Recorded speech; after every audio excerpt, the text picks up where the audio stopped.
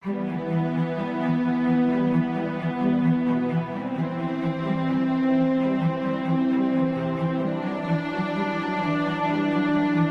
to bring down God's glory, or you say how to attract God's glory. Leviticus chapter number 9 and verse 6. Please, I don't mind if you are using your phone to read Bible. Bring that Bible, whether it's your Bible, whether it's your phone, bring it out. Leviticus 9 and verse 6. Moses said, "This is the thing which the Lord commanded that ye should do, and the glory of the Lord shall appear unto you." That is to say that there are some certain things that one can do, and the glory of the God of heaven will appear. There are some certain spiritual exercise that one will carry out, and wherever you are, the glory will appear. But first, what is this glory that we are talking about? The glory of God here has to do with God's presence. I remember some years ago, a certain man of God invited me to preach. While I was preaching, I told him, we may be in a place that looks empty and quiet. I said, but God is here. God is omnipresence, omniscience. He's right there inside of your house. I said, but one of the reasons why we don't see God, or why we don't experience His presence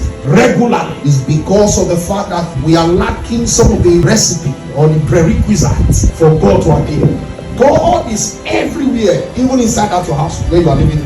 I remember when I was in Mama Meze's house. That place was so full of prayer, that very room. If you are wise, you can just go there and relax. I'm just telling you the truth. That place, I prayed and prayed and prayed and prayed my life out there. To the extent that people walk inside and start confessing. They just walk inside and start confessing. That's the way it was in that house. Some certain spiritual exercise we observe, to the extent that that environment became contagious with the glory. That's the way it works. I told this pastor that invited me, there are some things we are going to write, and that glory will come. As we start to pray, light literally dropped. The bell just came down. As it came down, where it landed, let's say I'm in the altar.